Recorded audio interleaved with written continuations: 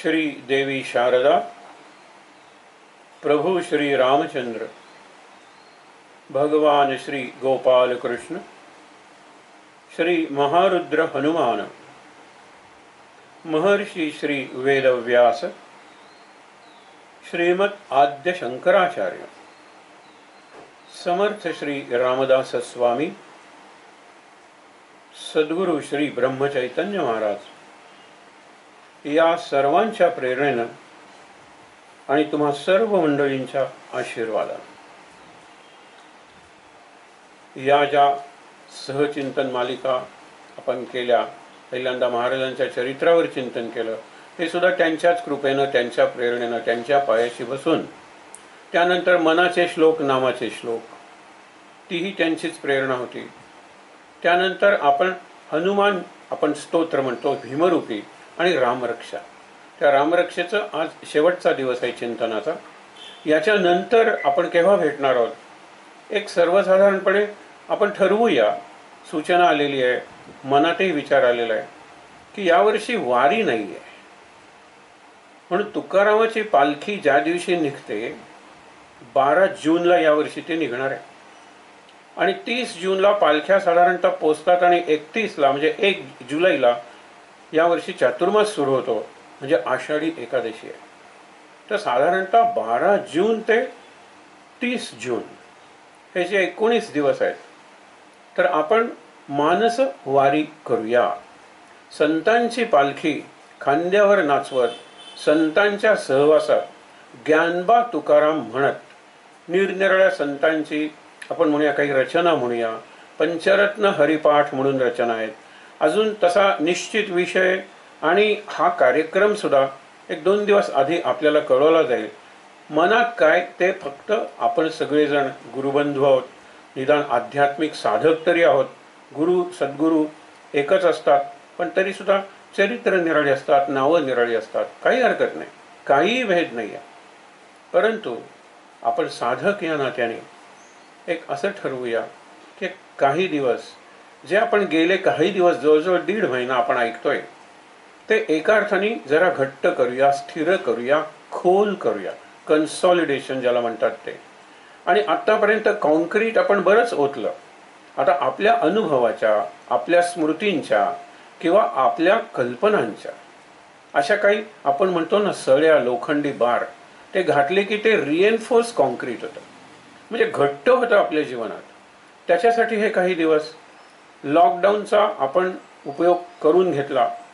आता अनलॉकिंग सुरू होते. या अनलॉकिंगला सुद्धा पहिले काही दिवस आपल्याला जमवून घ्यावं लागेल. म्हणून 12 तारखेला जर सद्गुरूंची, पांडुरंगाची, सर्व संतांची इच्छा असेल तर 12 तारखेला आपण भेटू, आणि 30 तारखेपर्यंत आपण मानसवारी, जसं मानस गोंदवले दर्शन करतो, मानस पूजन करतो, तसं मानसवारी आणि निरनिराळ्या संतांची पालखी खांद्यावर नाचवत नाचवत हा सगळा मनातला प्रवास आहे, आणि तो खूप महत्त्वाचा प्रवास आहे.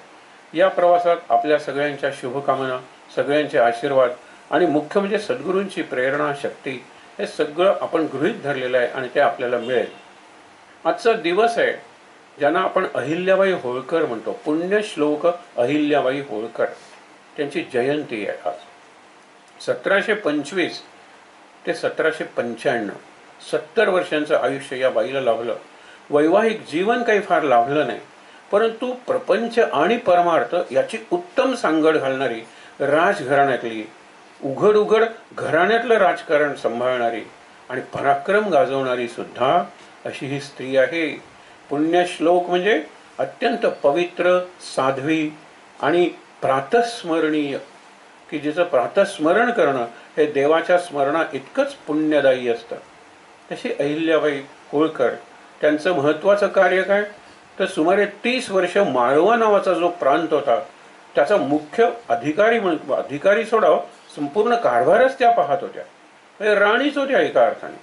पण त्याचबरोबर संस्कार आणि संस्कृती जपण्याकडे त्यांच्या अंतर्मनाचा एवढा कौल होता की निरनिराळ्या ठिकाणी, मग ती काशी असू दे किंवा आपण म्हणतो ते निरनिराळ परळी वैजनाथ असू दे, उज्जैन असू दे, या निरनिराळ्या ठिकाणी त्यांनी धर्मशाळा बांधल्या यात्रेकरूंच्या सोयीसाठी. आणि मुख्य म्हणजे नद्यांवर घाट बांधले, म्हणजे लोकांची स्नानाची व्यवस्था झाली.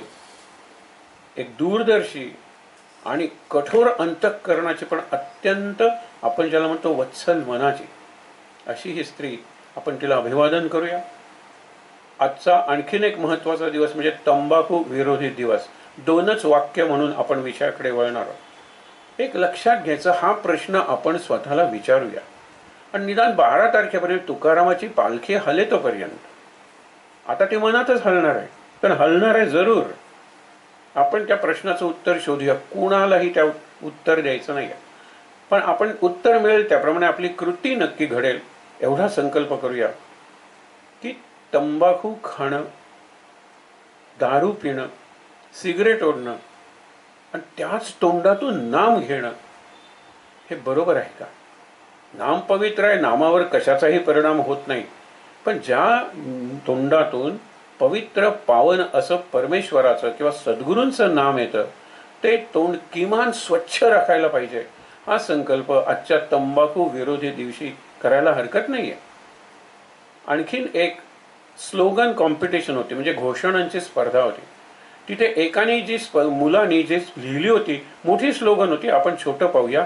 मुलगा आणि बाबा यांच्यातला संवाद आहे. बाबा, आपल्या घरात पिंजऱ्यात असलेला पोपट तंबाखू नाही खात. घरातला कुत्रा, मांजर तंबाखू नाही खात. गोठ्यातली गाय, बैल तंबाखू नाही खात. इतकंच काय बाबा, रस्त्यावरचं डुक्कर सुद्धा तंबाखू खात नाही. तुम्ही का खाता बाबा? या प्रश्नाचं उत्तर प्रश्नातच आहे. आपल्याला हा प्रश्न विचारलाय. तंबाखू सोडा. आपल्या ह्याच्यात कठोर शब्द असतात, विशेषतः जवळच्या माणसांना आपण खूप कठोर बोलतो, शिव्या देतो, असत्य बोलतो, दुसऱ्याच्या मनाला ओरखडे पडतील असं बोलण्यात तर अनेक जणांना प्रावीण्य मिळवलेलं असतं. म्हणजे त्यांच्या जिभेवरची सरस्वती दुसऱ्याची मनं दुखवण्यातच. आणि महाराजांचं एक वाक्य आहे की एक वेळ शरीराला मारलं तरी चालेल, काही दिवसात तो हात बरा होईल, पाय बरा होईल, पण मनाला जर दुखवलं तर ते मला दुखवल्यासारखं आहे. कारण मनात मी आहे, आणि मनात मी आहे. इंद्रियाना मनश्चास्मी, हे भगवंतांनी गीतेतही सांगितलेलं आहे. अर्जुना, सर्व इंद्रियांच्यात मी आहे, पण मनात मी सगळ्यात जास्त आहे. म्हणून कुणाचंही मन दुखवणं म्हणजे त्यातल्या परमेश्वराला दुखवण्यासारखं आहे. काल आपण बघितलं होतं चतुश्लोकी रामरक्षा आणि त्याचा जीवनात कसा उपयोग करायचा, आणि जीवनात उपयोग करा म्हणजे चांगला माणूस कसं बनायचा. हे आध्यात्मिक म्हणजे गंध टिळे लावणं, रुद्राक्ष माळा घालणं हे नाही आहे हो. हा वरवरचा, फार वरवरचा युनिफॉर्म आहे. तसं घालून लोक दारोदार भीक सुद्धा मागतात. मी काय बनवणार, मी काय बनणार आहे? म्हणून विचार करूया. ज्या वेळेला एक श्लोक राहिलाय रामरक्षेतला तो बघूया आधी, आणि नंतर या 4 श्लोकांकडे वळूया. लोक विचारतात प्रश्न, रामो राजमणी सदा येते भो राम मामुद्धर. इथपर्यंत उल्लेख काय आहे की स्वप्नात शंकरांनी मला रामरक्षा सांगितली, तो बुधकौशिवरून, आणि मी पहाटे उठलो आणि ते आठवते तशी लिहून काढले. इथे शंकर पार्वतीचा संवाद याचा उल्लेखही नाही. आपण आपलं भावनेने समजतो, पण एकदम भो राम मामुद्धर, राम रामेती रामेती रमे रामे मनोरमे, ही मनोरमा कुठली? आणि सहस्रनाम तत्तुल्यम राम नाम वरानने. मनोरमे म्हणजे जिच्या ठिकाणी मन रमतं ती, आणि वरानने आनन म्हणजे तोंड, की जी सुंदर दिसणारी सुंदर आहे ती. ही कोण आहे? प्रश्न विचार लोकांच्या मनात उभे राहतात. पद्मपुराण नावाचं पुराण आहे, त्याचा 72वा अध्याय, त्याच्यात 12 श्लोकांची रामरक्षा आहे. त्या रामरक्षेत सुरुवातीला वर्णन काय आहे की पार्वती विष्णू सहस्रनामाचा पाठ म्हणायची. एक दिवस ती म्हणते, तुम्ही मला उत्तर द्या, विष्णू सहस्रनामात विष्णूची सहस्रनाम आहेत, यातलं कुठलं एक नाम आहे की जे घेतलं की सहस्रनामाची उपासना करून जे पुण्य मिळतं ते पुण्य मिळेल? शंकरांनी विचारी न करता उत्तर दिले, राम रामेती रामेती रमे रामे मनोरमे. म्हणून पार्वतीने प्रश्न विचारलाय, सहस्रनामाचा पाठ करून, विष्णू सहस्रनामाचा पाठ करून जे पुण्य मिळणार आहे, जे फळ मिळणार आहे, ते कोणत्या एका नामाचा पाठ करून किंवा जप करून मला मिळेल? त्याला उत्तर दिलेलं आहे की हे मनोरमे, हे वरानने, राम रामेती रामेती रमे रामे मनोरमे, सहस्रनाम तत्तुल्यम. एका पारड्यात सहस्रनाम घातली आणि त्यात राम जर घातलं तर हे आहे. एखादा हुशार मुलगा विचारेल, सहस्रनामात राम नाम आहे, मग 999 नामं ऐकायच्यात घालायला नकोत का, आणि इकडे राम नको का? ही बुद्धिमान मुलं फार चांगली असतात हो, आपल्या विचाराला चालना देतात. पण आपल्याला मुलांना प्रश्न विचारण्याची सवय लावली पाहिजे. त्याची उत्तर आपल्याला मिळत न मिळत, आपण देवो न देवत, प्रश्न विचारणारं पोर जिवंत आहे एवढं लक्षात ठेवा. प्रश्नोपनिषद वगैरेची आणि उपनिषदिक पद्धतच ज्याला म्हणतात, की उपनिषद ही एका अर्थाने पद्धती आहे शिक्षणाची, ज्ञानदानाची किंवा नवीन ज्ञान निर्माण करण्याची, प्रश्नोत्तरावर आधारित आहे. ठीक आहे. तर राम रामेती आपण पाहिलं. रामरक्षा इथे संपली. बुधकौशिक विरचितम श्री रामरक्षा स्तोत्रम संपूर्णम श्री सीता रामचंद्रार्पणमस्तु हे आपण शेवटी म्हणतो. मग आता चतुश्लोकीकडे वळूया. कोणते ते 4 श्लोक, त्यातला एक श्लोक आपण आज बघणार आहोत पूर्णपणे, पण बाकीचे 3 बघितलेले आहेत. पहिल्यांदा श्री रामचंद्र चरणौ मनसा स्मरामी, श्री रामचंद्र चरणौ वचसा गृणामी, श्री रामचंद्र चरणौ शिरसा नमामी, श्री रामचंद्र चरणौ शरणम प्रपद्ये. आता याचा मला व्यवहार करायचा आहे. काया वाचा मने, माझे जी सगळी वर्तन असतं त्याच्यात काया गुंतलेली असते. कधी कधी ध्यान करतोय, काया गुंतलेली नाही आहे, वाचाही गुंतलेली नाही, पण मन गुंतलेलं आहे ना. मन बुद्धी गुंतली नाही अशी कृतीच करता येत नाही, हे लक्षात घ्या. आता तुम्ही जर म्हणा जांभई येते, कुठे मन बुद्धी गुंतले? शरीर गुंतले ना. आणि जांभई ही क्रिया आहे, कृती नाही आहे. कृतीच्या मागे हेतू असतो. म्हणजे ज्या वेळेला तुम्ही एखादी कृती करता, कोणतीही कृती करता, पॉझिटिव्ह किंवा निगेटिव्ह, होकारात्मक किंवा नकारात्मक कृती करता, त्या कृतीत एक लक्षात ठेवलं पाहिजे, काया वाचा मने आपण गुंतलेलो असतो. मग तिथे जर रामाचे चरण ठेवलं, आपण काल विषय बघितलेला आहे, आज फक्त ऍप्लिकेशन बघूया. चरण ठेवायचं म्हणजे काय, तर आचरण ठेवायचं. राम या प्रसंगी कसा वागला असता, किंवा रामाच्या चरित्रातले जे प्रसंग आहेत ते आजच्या काळाशी तपशील म्हणजे डिटेल्सच्या दृष्टीने तुम्हाला विसंगत वाटते. पण आपले गुरु आल्यानंतर गुरुला नमस्कार केला पाहिजे. कुठलेही ऋषी आले की पहिल्यांदा तुम्ही उत्थापन, उठून उभे राहायला पाहिजेत, आणि नंतर उच्चासन, आपल्यापेक्षा उंच आसन त्या ऋषींना द्यायला पाहिजे. हा संस्कार आहे, तो आजही आहे. आजही कोणीही ज्ञानी व्यक्ती आली आणि विशेषतः निरपेक्ष ती ज्ञान वाटायला आलेली आहे, तर आपण उभं राहायचं आणि आपल्यापेक्षा उच्च आसन द्यायचं, आणि नसेल तर त्याला आपल्या आसनावर बसवायचं आणि आपण त्याच्या पायाशी बसायचं किंवा उभं राहायचं. हा संस्कार आजही महत्वाचा आहे. आपण काही उदाहरणं पाहिली होती. म्हणून कायावाच्या मने रामाचं आचरण म्हणजेच रामाचं चरित्र म्हणजेच रामाचं चारित्र्य. चारित्र्य म्हणजे गुण. ते गुण आजही योग्य आहेत. सर्व नाती जी आहेत ना ती आजही आहेत. उलट आज नाती गोती आहेत, गोत्यात आणणारी नाती आहेत. अशा वेळेला वागायचं कसं? माझ्या मनात सतत रामचरित्र असतं. एक काल मनाचे श्लोक म्हणला होता, पुन्हा म्हणूया आपण. लक्षात ठेवा काय सांगितलेलं तिथे, की तुम्ही ज्या वेळेला रामाचं नाम घेता त्यावेळेला मनारे जनी मौन्य मुद्रा धरावी. कारण लोक वाटेल त्या विषयावर बोलणार आहेत आणि तुम्हाला तिथे असलंच पाहिजे मौन्य मुद्रा. हो हो बरोबर आहे, बरोबर आहे, बरोबर आहे. विचार करा, बरोबर आहे म्हणत आपल्याला सगळे व्यवहार फार चांगले करता येतात. कारण कुणालाही आपण बरोबर आहे असं दुसरा म्हणतोय म्हणल्यावर बरं वाटतं. नाही मी चुकत असेल हे तर आणखीन बरं. नाही मला कल्पना नाही हे तर आणखीन बरं. तुम्हाला कल्पना नाही मग मी सांगतो ना, हे फार महत्वाचं आहे. तुमचं बरोबर आहे, मला माहित नाही. हा जो व्यवहार आहे या व्यवहारात मनारे जनी मौन्य मुद्रा धरावी. आणि बोलायचंच असेल कथा आदरे राघवाची करावी. बोलणार तर रामाचंच बोलणार. आता रामाचं म्हणजे नामाचं बोलणार, आणि नामाचं म्हणजे कुठल्याही नामाचं बोलेल. आणि तुम्हाला आणखीन एक बारकावा सांगतो. लोक प्रश्न विचारतात कसा सतत रामनाम घेणार आहे. रामनाम घेऊन मी मिळवतो काय? आनंद मिळवतो. मी जर आनंद मिळवलाय तो दुसऱ्यांना, शेजारच्यांना वगैरे जवळच्या लोकांना दिला तरच माझा आनंद कायम राहणार आहे. म्हणून माझ्यातून तो आनंद उसळून बाहेर आला पाहिजे, त्याचं प्रक्षेपण झालं पाहिजे, त्याचं सिंचन झालं पाहिजे लोकांवर. हा महत्वाचा भाग आहे. म्हणून लोकांशी मी ज्या ज्या वेळेला प्रेमानं बोलतो, मी वत्सल अत्यंत प्रेमळ कोमल स्पर्श करतो, त्यांच्या मनाला शांतवन म्हणजे सांत्वन वाटेल अशा पद्धतीनं त्यांना समुपदेशन करतो, त्यांना मार्गदर्शन करतो. हे रामनामच आहे, लक्षात ठेवा. हे रिजिड रामनाम काय? श्रीराम जय राम जय जय राम, श्रीराम जय राम जय जय राम, श्रीराम जय राम जय जय राम. शेजारच्या ब्लॉकमध्ये मुलगा पडलाय आणि फक्त आजी आहेत हे मला माहित आहे, लहान मूल आहे आणि परत रडलेलं नाही आहे, त्यावेळेला माळ तशीच टाकून गेलं पाहिजे धावत, कारण मूल रडत नाही याचा अर्थ त्याचा श्वास अडकलेला आहे. मूल रडलं पाहिजे, श्वास सुरू होईल त्याचा. आजी नंतर म्हणाल्या की तुम्ही देवासारखे धावून आला. तो मला कळलं होतं त्याचा श्वास रोखलेला आहे, पाठीवर मारला पाहिजे, डोक्यावरून हात फिरवला पाहिजे, पण मी एकटी काय करणार, मी घाबरले. तुम्ही देवासारखे धावून आलात. हे रामनाम नाहीये, लक्षात ठेवा. उलट हे रामनामाचं फळ आहे. ती तुम्हाला रामच म्हणते, ती आजी तुम्हाला रामच म्हणते. हे आपल्याला कळत नाही.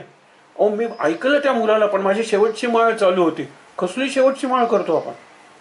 म्हणून त्याच्यातून मिळवायचंय काय किंवा मिळणार आहे काय हे मी सकाम अर्थाने म्हणत नाही. त्याचा आउटकम काय, नाम घेतोय ना तर आनंदात असलं पाहिजे. ज्या वेळेला मी आनंदात असतो त्यावेळेला माझं नाम चालू असतं. आणि म्हणून एक प्रयोग, आज शेवटचा दिवस आहे, मागेही तुम्हाला सांगितलं होतं, एक प्रयोग करून बघूया. आता जर आपल्याला एक 10-12 दिवस मिळणार आहेत तर आपण प्रयोगच करूया की या क्षणी रामा, या क्षणी महाराज, या क्षणी स्वामी समर्थ, या क्षणी साईबाबा, या क्षणी गजानन महाराज, या क्षणी कुणाचंही नाव घ्या, मी अत्यंत आनंदात आहे, धन्यवाद, तुमच्यामुळे मी आनंदात आहे, हे लक्षात ठेवा. आणि हेच जरी म्हणत बसलात, स्वतःला सांगत काम केलं, स्वयंपाक करताना या क्षणी महाराज मी अत्यंत आनंदात आहे, धन्यवाद, या क्षणी महाराज मी अत्यंत आनंदात आहे, धन्यवाद, हे म्हणत म्हणत जर आनंदात राहिलात ना, महाराजांना आवडेल. नाहीतर श्रीराम जय राम जय जय राम, श्रीराम जय राम जय जय राम, कायम बाईचा जन्म आला वगैरे, ह्याला काहीच अर्थ नाहीये. हे कसलं नाम आहे? म्हणून नामाचा एक सुंदर परिणाम जर कुठला असेल तर आनंद आहे, समाधान आहे, शांती आहे, तृप्ती आहे. ती जर मी अनुभवत असेल आणि माझ्यातून इतरांना अनुभवायला मिळत असेल तर मी नामातच आहे, लक्षात ठेवा. अखंड रामनामात आहे, वाल्यासारखा वारुळात आहे. हे भान मात्र सांभाळलं पाहिजे. आपण म्हणतो ना, एक जाण आहे, एक भान आहे, एक भाव आहे आणि एक बोध आहे. या 4 पातळ्या आहेत. निदान मला जाण तरी असली पाहिजे की आयुष्य संपत चाललंय पण अजून मी चांगल्या मार्गाला वळत नाही. आयुष्य माझं किती उरलंय माहित नाही, पण अजूनही राजकारणाच्याच गप्पा मारतो, अजूनही कुटाळक्या, निंदा, चाहड्या याच्यातच मला रस आहे. वाटायला नको कधी, हे वाटलं पाहिजे. इथे कुठेतरी बोच जी आहे ना, ती राम नाम किंवा सद्गुरू आपल्याला करून देतात. आनंदात आहे, नुसतं म्हणायचं नाहीये. आपण मजेत असतो, लक्षात ठेवा. आपण सुखात असतो, आपण उपभोगाची सुख घेत असतो, आनंदात नसतो. एक तर आनंदात असेल तर तो सांगणारी नाही मी आनंदात आहे, पण आनंदाचे डोही, आनंद तरंग ही अवस्था आहे, लक्षात ठेवा. हा अनुभव आहे, ही कविता नाही, हा तुकारामांचा अभंग नाही, तर तुकारामांचा अभंग अनुभव आहे, तुकारामांची अभंग अवस्था आहे. आनंदाचे डोही, आनंद तरंग. इतकंच नाही, तुम्हाला वाटेल की डोह म्हणजे तळ आहे आणि तरंग म्हणजे सरफेस आहे. आनंदाचे अंग, आनंदाचे अखंड आनंद. जसं बर्फात सगळ्या बाजूनी पाणी असतं, तसं तुका म्हणजे आनंद, आनंद, आनंद. तो विठ्ठल विठ्ठल घेत होता आपल्याला सांगण्यासाठी, तोच विठ्ठल झाला होता की त्याला घ्यायची, नाम घ्यायची काय गरज होती? अखंड आनंदात होता. म्हणून जर विचार केला तर श्रीरामचंद्र चरणो वचसा गृणामी म्हणजे काय? मी काही बोललो तरी रामासारखं बोलेन. कुणाला गोष्टी सांगायच्या असतील तर रामायणातल्या देवांच्या सांगेल. अजूनही देवांच्या गोष्टी. आता लक्षात ठेवा, हनुमान ॲनिमेशन फॉर्ममध्ये सगळ्यात जास्त खपलेली CD म्हणजे पुस्तक आहे. पुस्तकच म्हणतात त्याला, कारण खाली सबटायटल्स असतात निरनिराळ्या भाषेत आणि मुलं ते वाचत हनुमान बघतात.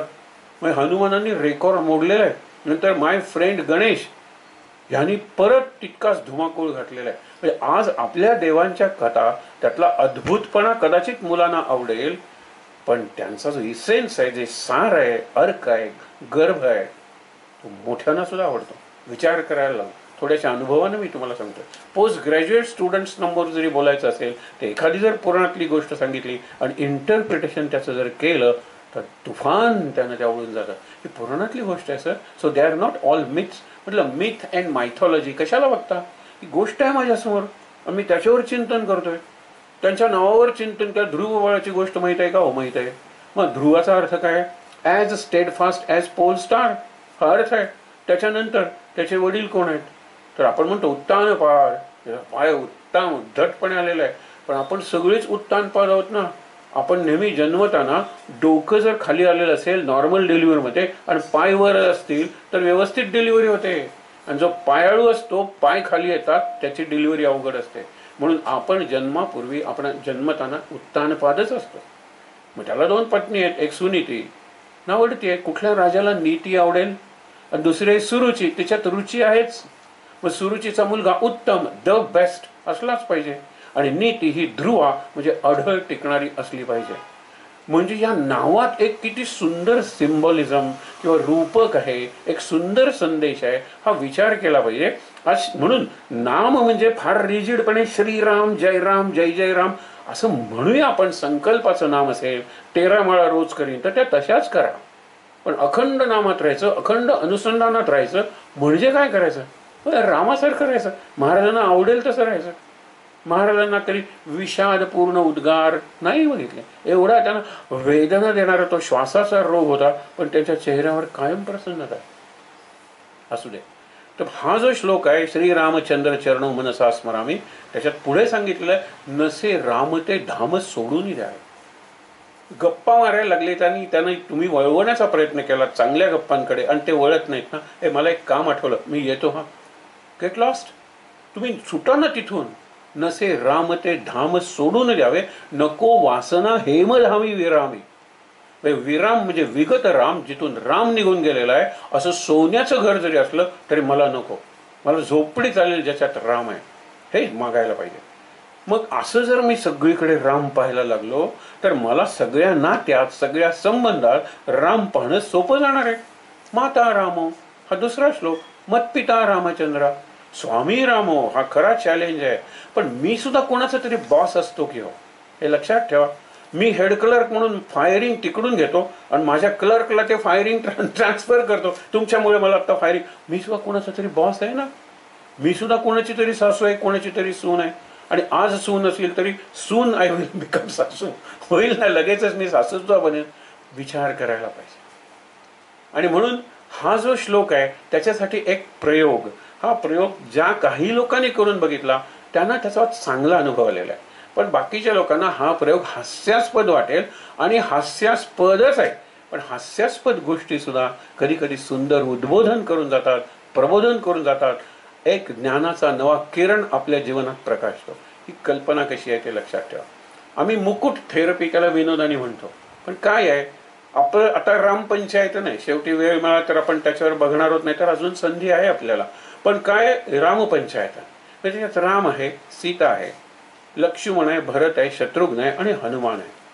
आता माझं कोणाशी तरी जमणार नाही हे उघडच आहे की नाही. त्याचंही माझ्याशी जमत नसतं. बऱ्याच वेळेला घरातल्या एका माणसाचं कोणाशीच जमत नाही असंही असतं. बाकीच्यांचं मात्र परस्परात जमतं. मग त्यांनी आत्मपरीक्षण करायला पाहिजे, माझं कोणाशीच का जमत नाहीये. पण समजा तुमचा एक कोणीतरी आहे, मित्र असेल, काका असेल, मामा असेल, किंवा ऑफिसमधला सहकारी असेल, किंवा तुमचा स्वामी म्हणजे तुमचा साहेब असेल, शेजारी असेल, सख्खा भाऊ असेल, कुणी ना कुणीतरी असेल की जो तुम्हाला त्रास देतो आणि त्याचा मनस्ताप तुम्हाला होतो. विशेषतः नाम घ्यायला बघितलं की त्यांनी माझा काल तसा अपमान करायला नको होता. आता मी क्षमा करणार आहे का संधीची वाट पाहणार आहे त्याचा अपमान करण्याची? काय नाम होणार आहे माझं सांगा बरं. मग अशा वेळेला काय करायचं, तो जर वयाने मोठा असेल ना, ते रामपंचायतनात आपण पहिल्यांदा चौघांचाच विचार करूया. दक्षिणे लक्ष्मणो यस्य वामे तु जनकात्मजा पुरतो मारुतिर्यस्य तम वंदे रघुनंदनम. माझ्यापेक्षा वयानं मोठा आहे, अधिकाराने मोठा आहे, तर रामाच्या ठिकाणी मी त्याला उभा करणार, माझा बॉस जरी असेल तसा, आणि एक मुकुट त्याच्या डोक्यावर घालणार आणि शांतपणे नमस्कार करणार आणि सांगणार, रामा त्याचं कल्याण कर आणि मला त्याच्याशी जमवून घेण्याची बुद्धी दे, शक्ती दे. माझ्यासाठी प्रार्थना आहे. माझ्यापेक्षा लहान असेल तिकडे लक्ष्मण आहेस ना, लक्ष्मणाच्या ठिकाणी त्याला उभा करायचा, त्याच्या डोक्यावर मुकुट घालायचा, नमस्कार करायचा, आणि रामा त्याचं कल्याण कर आणि मला त्याच्याशी जमवून घ्यायची, त्याला समजून घेण्याची बुद्धी दे, शक्ती दे. बघा, ती जर एखादी स्त्री असेल, सीता, सासूनी सुनेला सीतेच्या ठिकाणी ठेवावं, मुकुट घालावा.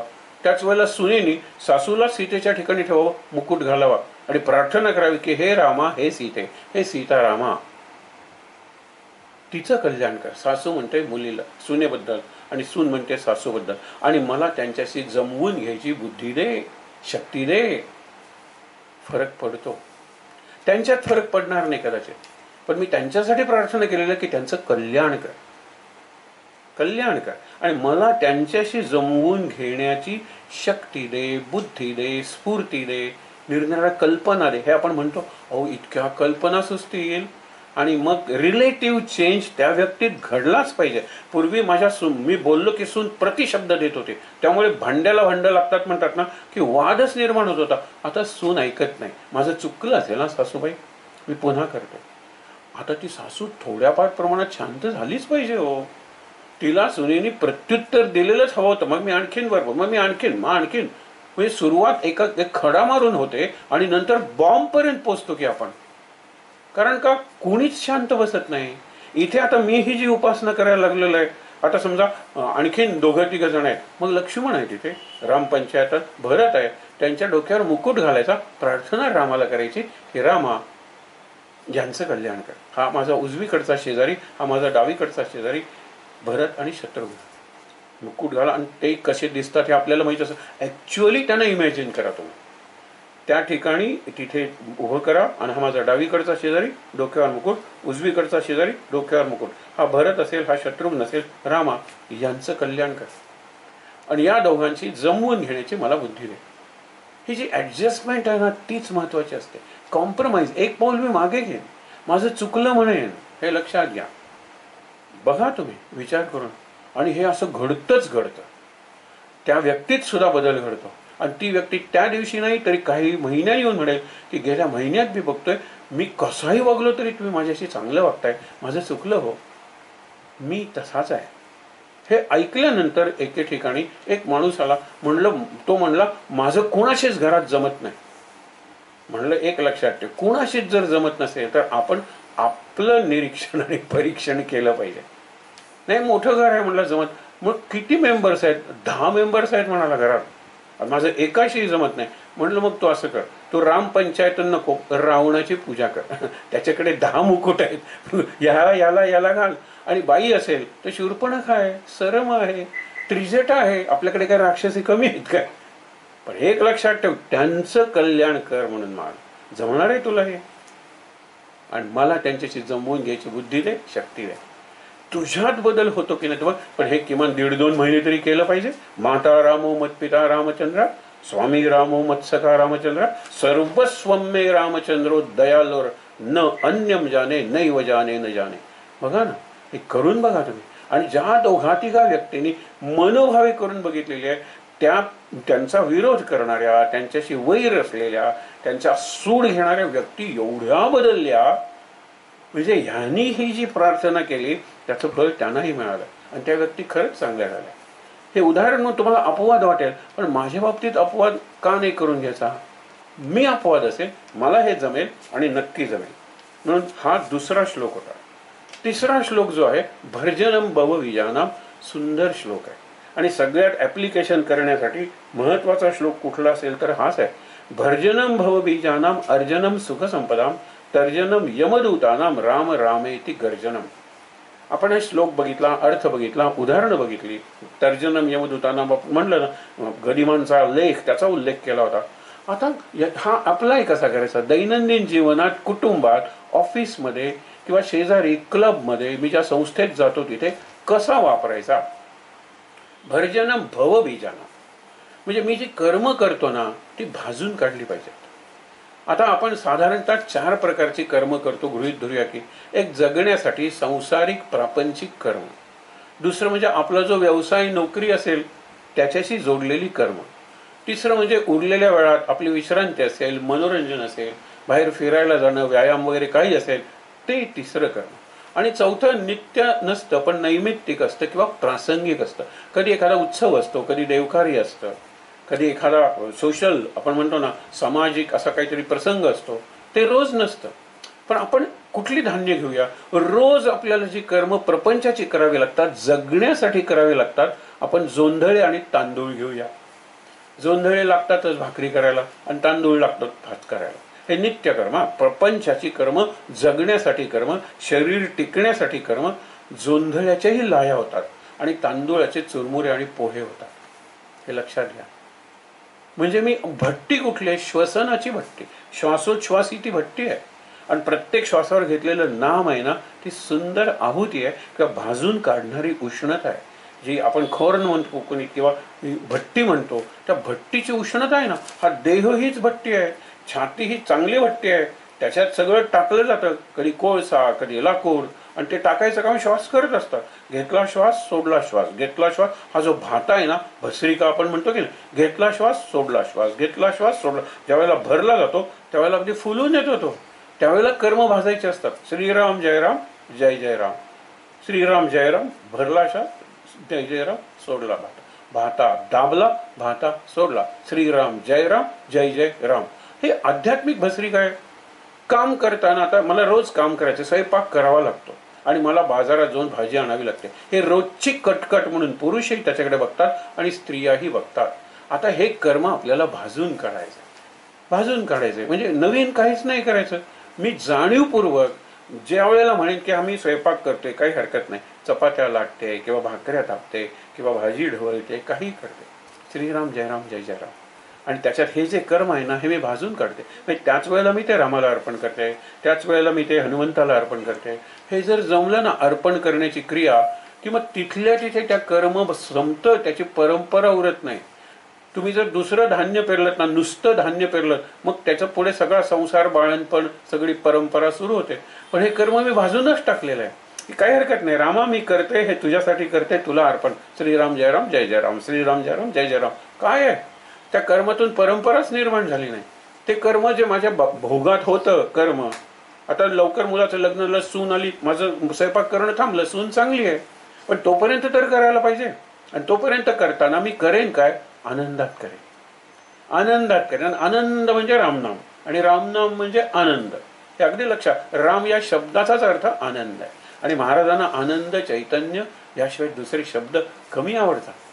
आपल्या महाराजांच्या पायाशी बसायचं आणि दुःखी रडका चेहरा करायचा आणि नाही हो कुणीच नाही जगात, काय महाराजांचा म्हणतोच आनंद आणि चैतन्य, हे लक्षात घ्या. म्हणून आपण काय केलं की प्रत्येक, आता हे धान्य आपण निवडलं होतं जोंधळा, त्याची लाही तयार होते.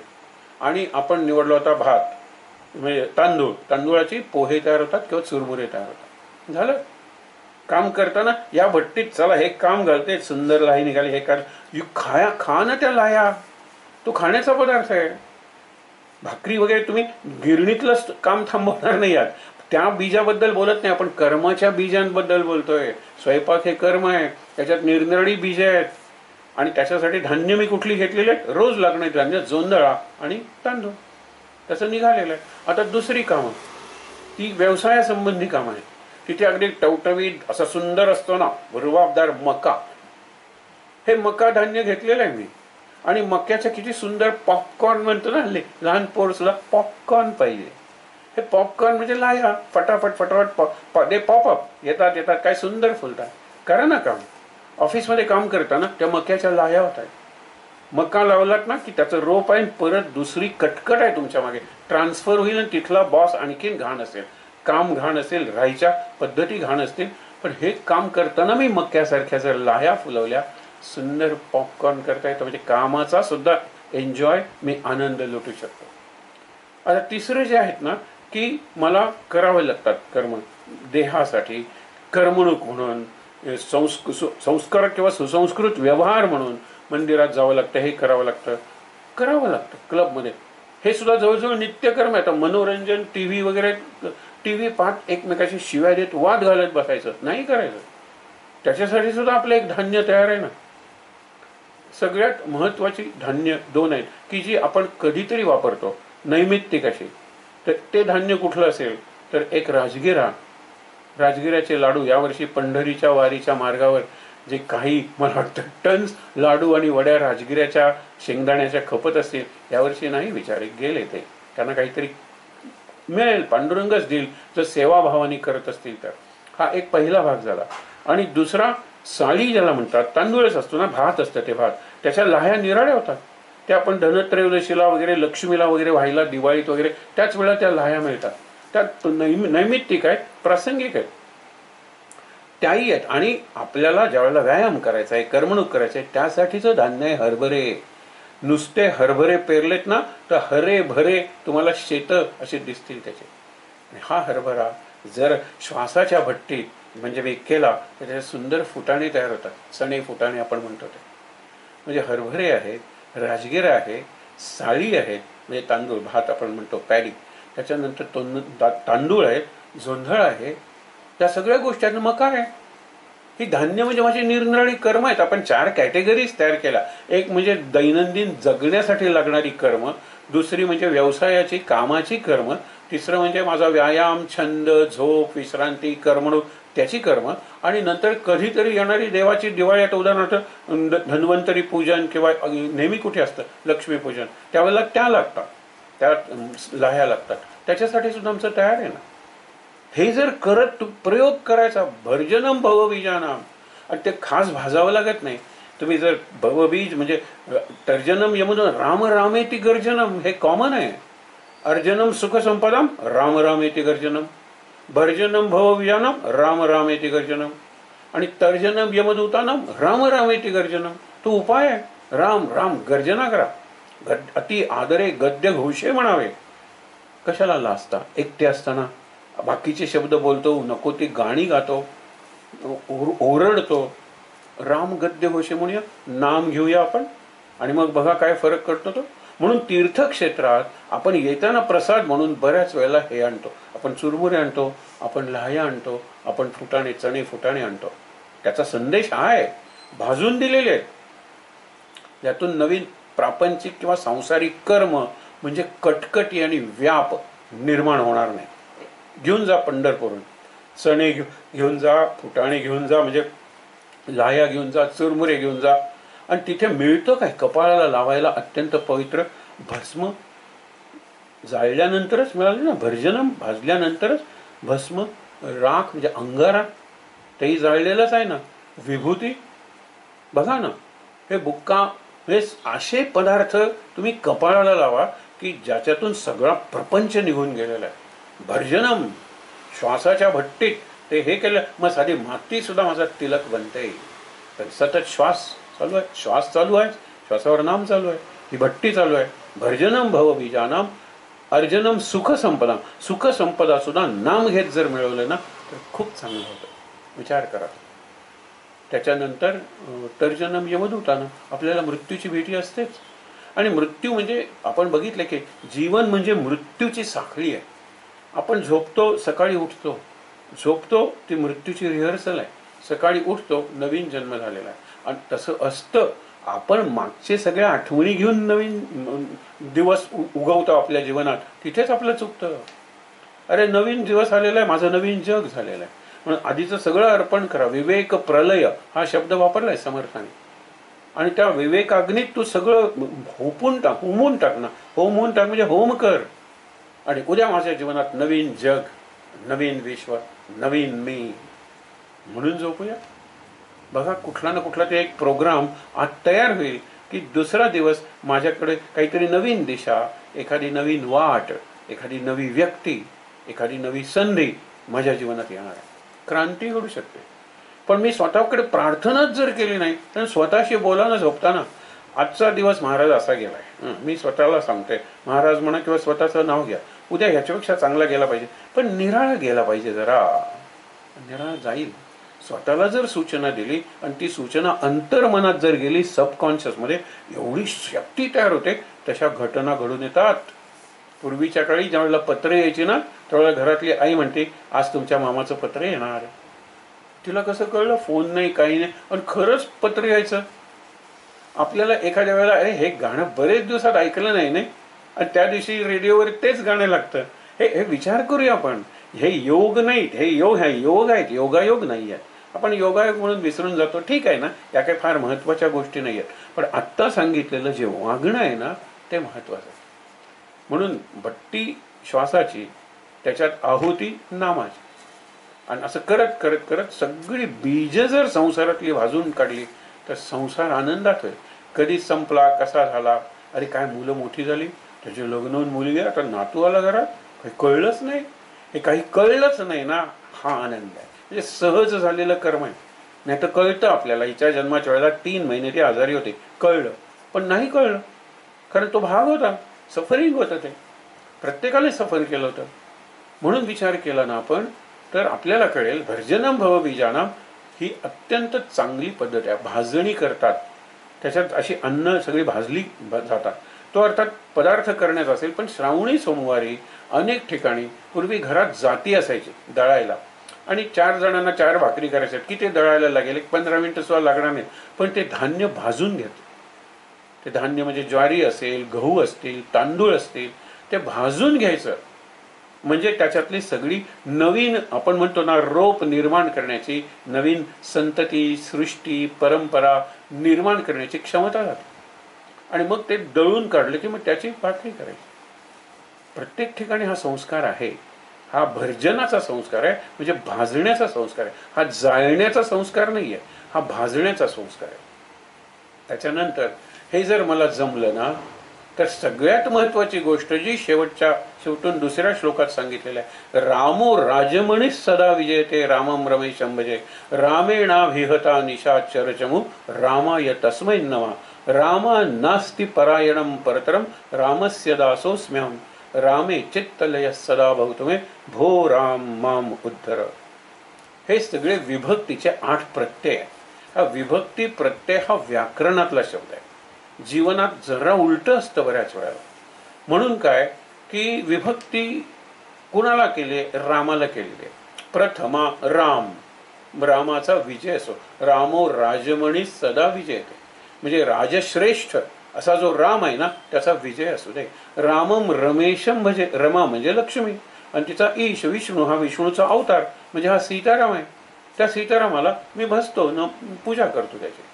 रामेणाभिहता निशाचरचमु, म्हणजे राक्षस या दुष्ट शक्ती, या नकारात्मक शक्ती आपण म्हणतो निगेटिव्ह पॉवर्स, रामाने नष्ट केलेल्या आहे. रामेण अभिहिता निशाचरचमु रामाय तस्मै नमः, त्या रामाला मी नमस्कार करतो. रामात पंचमी, रामा नास्ति परायणम परतरम.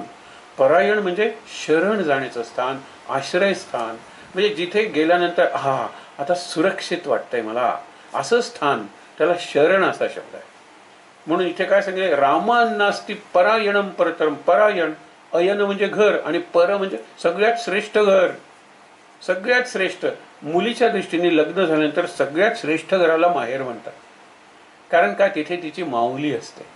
माऊली माहेर याच्यासारखा सुंदर निवास लग्न झालेल्या भारतीय मुलीसाठी नाही. माऊली माहेर. बाकीच्यांना कसं असतं, अरे ते 5 स्टार हॉटेल, ते कसली हॉटेल, अहो आपण खूप पैसे खर्च करतो. अगदी सिंगापूर, दुबई कुठेही जातो, तिथली हॉटेल्स कौतुक करतो, एवढे फोटो, त्याचे अल्बम, व्हिडिओज वगैरे सगळं आणतो. आणि मी असंख्य वेळा बघितलेलं आहे, तुम्हालाही सांगतो की ज्या वेळेला आपण घराचं दार उघडतो त्यावेळेला खिडक्या वगैरे बंद असतो, म्हणजे असा कुबट असा वास असतो. दार उघडल्यानंतर सगळ्यांच्या तोंडून शब्द येतो, कितीही झालं तरी होम स्वीट होम. तिथे ज्या वेळेला 5 स्टार 7 स्टार हॉटेल, तिथे वागताना एक दबाव आपल्या मनावर येतो, एक दडपण आपल्या मनावर येतं. पण आता काय, घरात ताणून द्या, हे करूया, आणि पहिला कार्यक्रम झोपूया, रात्री झोप लागलेली नाहीये, हे केअर वगैरे सगळं नंतर करूया, कारण home sweet home, I am at home. हे लक्षात ठेवा. संत असतात हे विश्वचे माझे घर, कारण त्यांना कुठे जावं लागत नाही, कुठे यावं लागत नाही, ते जिथे म्हणू तिथे असतात. हे विश्वची माझे घर, ऐसी मती जयाची स्थिर किंबहुना चराचर आपणची जागला. म्हणजे ते घरटं आहे, त्या घरट्यात त्या चिमणीने पिलं काढलेली आहेत, आणि एक सर्प जर तिकडून जात असेल तर मी त्या घरट्यासाठी काही करू शकत नाहीये. तो त्यातली अंडी, आता किंवा पिलं लहान असतील तरी सुद्धा ती खाणार आहे. मी काय करू शकतो? सापाला मी मारू शकत नाहीये, तो चढलेला आहे वरती, पण मी काही ना काहीतरी करून प्रार्थना करू शकतो. आणि प्रार्थनेत मोठा, जर मला त्या चिमण्यांच्या पिलाबद्दल किंबहुना चराचर आपणची जाहला, मीच ती चिमणींची पिलं जर झालो आणि मीच त्या चिमण्यांची आई किंवा पिता झालो, तर असा आकांत करीन, चिव चिव चिव चिव चिव केल्यानंतर ते धावत येतील, पक्षी येतील, काही घारी येतील तो साप बघायला. आणि असं घडतं ना. आपण तितक्या तळमळीनं, ज्याला आपणची जाहला आपलं होत नाही होतो, तिकडे त्या रेड्याला मारलेलं आसुडाचे बळ ज्ञानदेवाने आपल्या पाठीवर दाखवले. ते म्हणाले मी तो झालो होतो त्यावेळेला. रामकृष्णांची गोष्ट अगदी पाहण्यासारखी आहे. ते म्हणाले हे पटत नाही, नरेंद्र म्हणला, म्हणजे विवेकानंद म्हणाले. ते म्हणाले तुला समोरून येताना माणूस दिसतोय ना? हो दिसतोय. तो आता आपल्याकडे येतोय ना? हो आपल्याच दिशेने येतोय. म्हणजे हिरवळ आहे ना, हिरवळ. तू आता त्याच्याकडे बघू नकोस, तू माझ्या छातीकडे बघ. त्यांच्या छातीवर केस वगैरे होते आणि त्यांच्या छातीवरचे केस इतके दाबले जात होते की जणू काय हिरवळीवर टाकत असलेलं पाऊल त्याच्या छातीवर पडत होतं आणि छाती लाल झाली. तो म्हणतो हे काय आहे? हे मी हिरवळ झालो, त्या हिरवळीशी मी एकरूप झालो. तो चालत होता, तो माझ्या छातीवरून चालत होता. हे शक्य आहे आणि हे तुलाही जमणार आहे नरेंद्र, एक दिवस तुलाही जमणार आहे. हे फार वरचं वाटेल तुम्हाला, पण आपण जर असं म्हणलं ना, रामा नास्ति परायणम प्रथम रामस्य दासो, रामापेक्षा दुसरं घर नाही की जे मला माझं वाटेल. I will be at home with Ram, हे लक्षात ठेवूया. त्याच्यानंतर रामा नास्ति परायणम पर रामस्य दासोस्म्यहम, मी रामाचा दास आहे. म्हणजे रामाचा दास म्हणलं की मी रामदास हनुमान झालो. अवघड आहे, पण ते चांगलं नातं आहे. मी रामाचा दास आहे. नंतर रामे चित्तलय सदा भवतो मे, रामात माझ्या चित्ताचा लय होऊ दे. म्हणजे माझं चित्त इकडे तिकडे जे भटकत असतं, सतत चाचरत असते माझी, ते रामातच लय झाला. जशी साखर दुधात विरघळली की ती दुधाला गोड करते, आता मी रामात विरघळलोय, राम मला गोड करणार आहे, मधुर बनवणार आहे. आणि मला मग चिंताच नाही. रामे चित्तल्य सदा होते, भो राम माम उद्धर, हे रामा माझा उद्धार कर. वरवर पाहिलं तर हा सरळ अर्थ आहे. याचा व्यवहार करताना आपण काय करायला पाहिजे? व्यवहारात आपण कोणतीही कृती केली, मी केलेली कृती, मी मला माझं शब्द न वापरता तुम्ही सांगा, अशी आम्ही शिक्षकांना एक चाचणी द्यायचो. तू दुसरं वर्णन करू नका, शिवाजी होता आणि शिवाजीचा राज्याभिषेक, त्याच्यात मी कुठे असणार आहे? तू केलेली कृती, तू केले त्या घटनेत तू सापडलेली आहेस किंवा ज्या प्रसंगात तू सापडलेला आहेस, वर्णन कर. आणि सुरुवातीला करतात वगैरे, तो गुरुवारचा दिवस होता, त्या दिवशी तिथे काहीतरी जत्रा होती, जत्रेत खूप माणसं गेलेली होती, मीही आला ना, मी बस खाली. अरे 100 शिक्षक असतील तरी कुणाला 2च मिनिटं मी मला माझं शिवाय बोलता येत नाही आपल्याला. आय, मी, अहम, मैं is the sweetest word in any language. Sweetest का? जास्तीत जास्त वेळा तो वापरला जातो. तुम्ही दुसरा मोबाईलवर बोलत असताना ऐका. हवे सांगा, मी सांगितलं मला पाहिजे, अरे माझ्याकडून आहे, माझ्याकडे आहे ना ते, तू फक्त माझ्या घरात येऊन राहा रे एक दिवस. हे सगळेच निर्णय हे आहेत. म्हणून मी ही प्रथमा आहे. आपण म्हणायचं मी नाही राम. हे सगळं कोण करून राहिलंय? हे सगळं सुंदर वगैरे मी केलंय व्यवहारात, राम करून राहिलेला आहे मनात. म्हणून एक भाषा आहे, एक भाव आहे, एक व्यवहार आहे आणि दुसरा संस्कार आहे. व्यवहारातली भाषा ती वापरलीच पाहिजे, पण त्याच वेळेला त्याचा जो एको, खरं म्हणजे आतला आवाज आहे आणि बाहेरचा एको आहे. राम, मी नाही राम, मला नाही रामाला. हे तुम्हाला पाहिजे का? बघा जमलं तर रामाला, माझ्याकडून नाही, रामाकडून. तेवढं काम माझ्याकडून झालं नाही, रामाकडून. रामाकडून लक्षात ठेवा, माझ्यासाठी नाही, रामासाठी. हे सगळं तुम्हाला तुमच्यासाठी पाहिजे. बघा जमलं तर. मी म्हणलंच नाही माझ्यासाठी, हे फार चांगलं जमू शकतं. बघा, आय, मी, माय, माइन, ही 4च रूप आहेत आयची. पण इकडे मी, मला, माझ्याकडून, माझ्यासाठी, माझ्यापासून, माझं, माझ्यात, मीच, ही 8 विभक्तीचे विभक्तीचा प्रत्यय व्याकरणात राम, रामाला, रामासाठी बरोबर आहे. पण मी जीवनात बोलताना मी, मला, माझ्यासाठी बोलतो. आता त्यावेळेला बोलताना मी, मला, शक्यतो मी, मला म्हणूच नका, आम्हाला. आपण सबस्टिट्यूट करू शकतो. ही संस्था तुम्ही उभारले का? हो आम्ही उभारले, टीम वर्क आहे. का नाही म्हणायचं? मी कशाला आलो पाहिजे तो? आम्ही म्हणा ना, आपण म्हणूया, आपला म्हणूया, आमचा म्हणू नका. आमचा म्हणलं की पॉझिटिव्ह, आपला म्हणलं की आत्मीयता आली. आपला देश, आमचा देश म्हटल्यानंतर तुमचा देश शत्रू देश. आमचा नाही, आपला. आपल्यात आपुलकी आहे, आत्मीयता आहे. तसं ज्यावेळेला मीच्या ऐवजी राम, मला ऐवजी रामाला, माझं ऐवजी रामाचं, हेच मी माझं नाही, तू तुझंच. बस एवढ्यात अध्यात्म संपलं. आपण मी माझेतून सुटत नाही खरंच. मी काय पाप केलं देवा म्हणून माझं मरण इतकं लांबवलेस. बापरे, देव म्हणेल हेच पाप केलंस. आणि रामकृष्ण म्हणायचे की देव दोनदा हसतो, की ज्या वेळेला ते भांडत असतात दोन भाऊ, माझं शेताचा भाग येतो, माझ्या शेताचा बांध माझ्या भागात, माझ्या भाग माझं माझं माझं. आई सांगते अरे वडिलांचं ते शेत, वडील गेल्यानंतर मी तुम्हाला अर्ध अर्ध दिलं ना, माझं माझं काय म्हणतायत. आणि वडील आपला देव माणूस होता, लक्षात नाही का, ते म्हणायचे की सबय भूमी गोपाल की, माझ्याकडे ती राखायला दिलेली आहे, मी त्याचा काय ट्रस्टी आहे, विश्वस्त आहे, व्यवस्थापक आहे, मालक नाही आहे. हे वडील सतत म्हणायचे ना, तुम्हाला ते आवडायचे ना, माझं माझं म्हण. कुऱ्हाडीचे घाव घालतात, एक तिथेच मरतो आणि दुसरा हे होतो, बेशुद्ध पडतो, त्यालाही घाव लागलेला कुऱ्हाडीचा, त्याला घेऊन डॉक्टरच्याकडे येतात. माझं माझं म्हणत असताना देव पहिल्यांदा हसत असतो. आणि ज्या वेळेला आणतात त्यावेळेला डॉक्टर म्हणतात मै हो ना, कशाला घाबरतेस, मी वाचवतो त्याला. त्या डॉक्टरचा मुलगा अपघातात सापडलेला असतो, त्याला तो वाचवू शकलेला नसतो 15 दिवसापूर्वी. मी वाचवे ना. तिला तसल्ली म्हणजे समाधान देण्यासाठी तू घाबरू नकोस, मी पण नाही, तो अहंकाराने म्हणतो मी आहे ना, वाचला तो समजतो.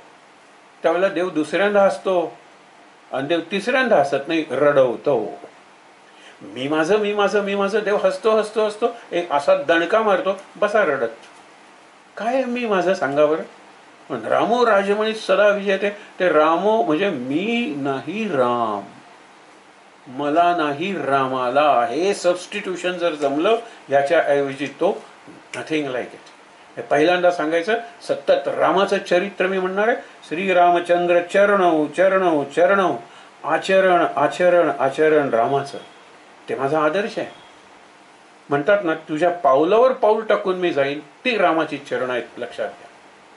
दुसरा आहे, आता माझी जर सतत रामाचं चरित्र आहे, तर माझे सगळी जण माझी माता आहे, माझी माता राम आहे, माझा पिता राम आहे, माझे मित्र राम आहे, माझे शेजारी राम आहेत. हा व्यवहार सोपा जाईल जर रामाचं चरित्र मनात काया वाचा मने, कायेनं शिरसा नमामी, वाचेनं वचसा गृणामी आणि मनानं मनसा स्मरामी. हे जर सतत असेल ना, तर आपल्या आजूबाजूचंच वातावरण बदलून जाईल. मग माझी सगळी जी नाती आहेत ना, त्याच्यात मला राम पाहणं सोपं जाईल. आणि म्हणून म्हणत त्या एखाद्याला जर अवघड वाटते ना, त्याला रामपंचायतनात बसवा ना. आपण आता त्या विषयाकडे वळणार आहोत. रामपंचायतनात बसवूया त्याला, त्याच्या डोक्यावर मुकुट घालूया. शक्य नाही मी घालणं, मेलो तरी घालणार नाही, मग मर. दुसरं काय, तोच तुझा खून करेल. प्रयोग करायचा आहे. अरे आपला अहंकार एवढा प्रचंड असतो. नाही, एक दोन तुम्हाला उदाहरण सांगतो, घडलेली आहे.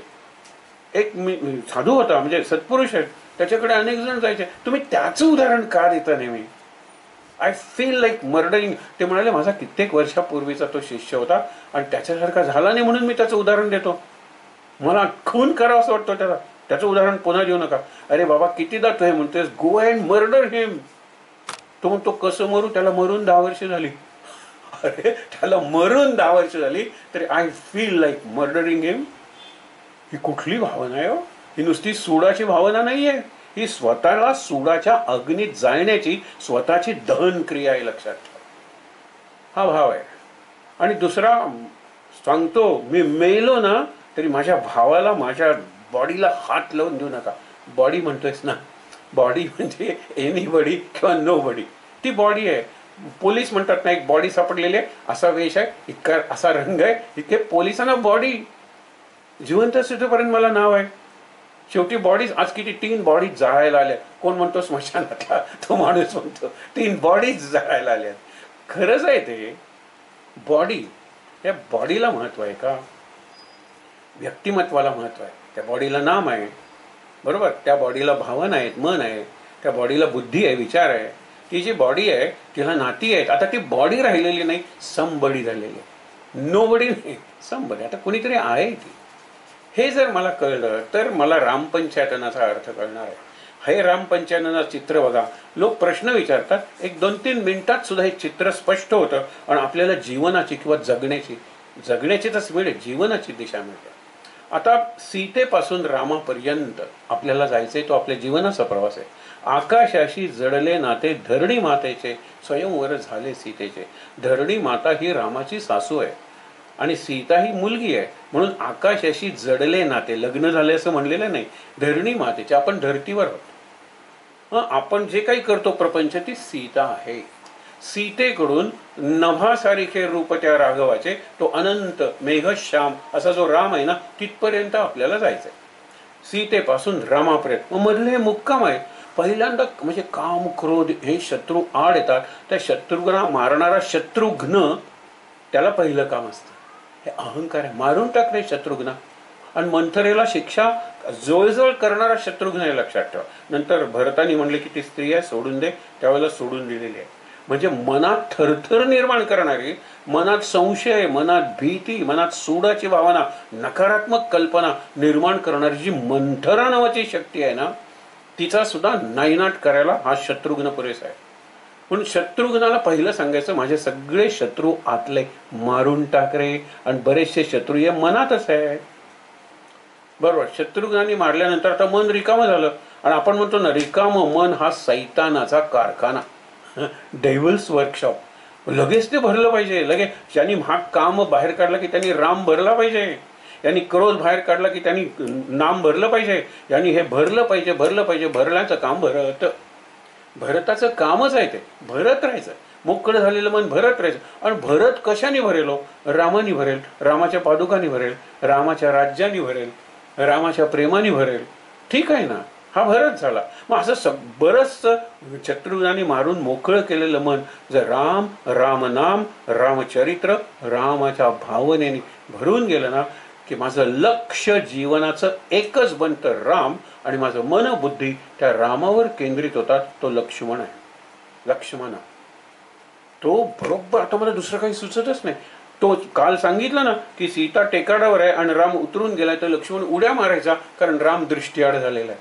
क्षणभर सुद्धा राम दृष्टीआड नको, हा लक्ष्मण आहे. आता बाकी सगळंच गेलं ना, आता लक्ष एकच आणि मन रामावर. आपण म्हणतो ना, single minded, single pointed attention, focused. एकच बिंदू आहे लक्ष, आणि त्याच्यावर एकाग्र असं माझं मनबुद्धी आहे. पास दुसरं काहीच नको आहे. आता मग पुढे रामच आहे. लक्ष्मणाची दृष्टी रामावर आहे, रामच आहे. आणि राम शेवटपर्यंत लक्ष्मणाला मिळालेला आहे. लक्ष्मणाचा त्याग करावा लागलेला आहे आणि रामाने आपलं जीवन आवर्त घेतलेलं आहे. इतकं ते आहे, कारण लक्ष्मण हा शेष आहे आणि हा विष्णू आहे ना. शेषावर विष्णू झोपलेला आहे, त्याच्याशिवाय शेष पुढे गेल्यानंतर हा नाही निघाला मागून, असं ते नातं आहे. आता इथे 6वा हनुमान कसा, एक प्रसंग पाहूया हनुमंताच्या चरित्रातला, आणि मग तुम्हाला कळेल. ज्या वेळेला हनुमंताला देण्यासारखं माझ्याकडे काही नाही असे राम म्हणतात, त्यावेळेला ती म्हणते मला पटत नाही, माझा शोध त्यांनी लावला, मला तो खांद्यावरून आणायला तयार होता, पण मी हट्ट धरला, तुम्हीच सोडवलं पाहिजे म्हणून.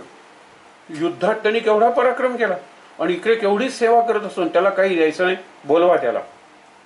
माहेरचा रत्नाचा कंठा दिला, तिथल्या तिथे उडी मारायला लागला, कारण कुठेतरी एक माकडपण त्याच्यात आहे ना.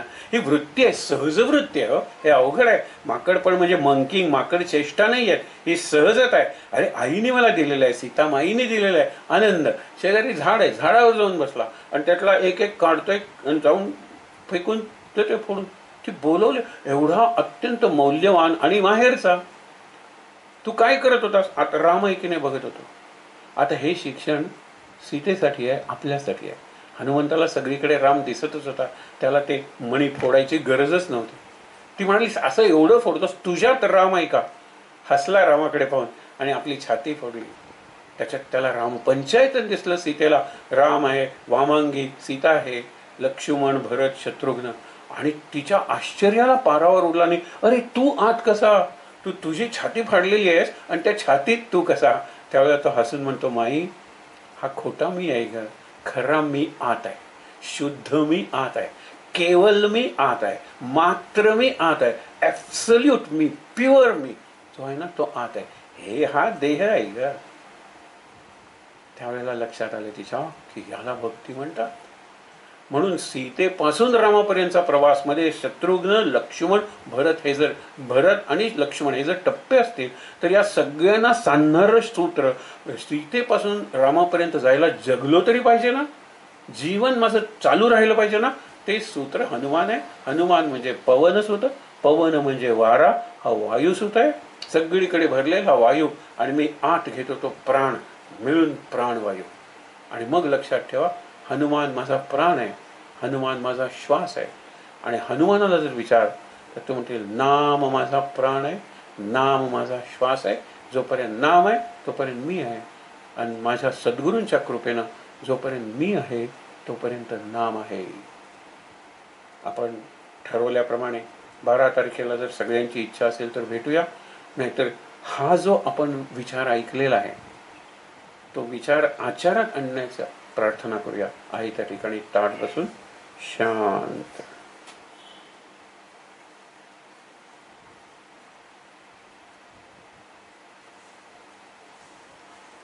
श्लोक म्हणूया. आणि एक लक्षात ठेवायचं, हे ब्रह्मचैतन्य मूर्ती म्हणजे कोणाचेही सद्गुरू. आणि आपण आत्ता जो श्लोक म्हणतोय, अनेक गुरूंची समाधी असते ना, समाधी पाहता समाधान होते. तनु कष्टवी कष्ट केले त्यासी आनंद देते.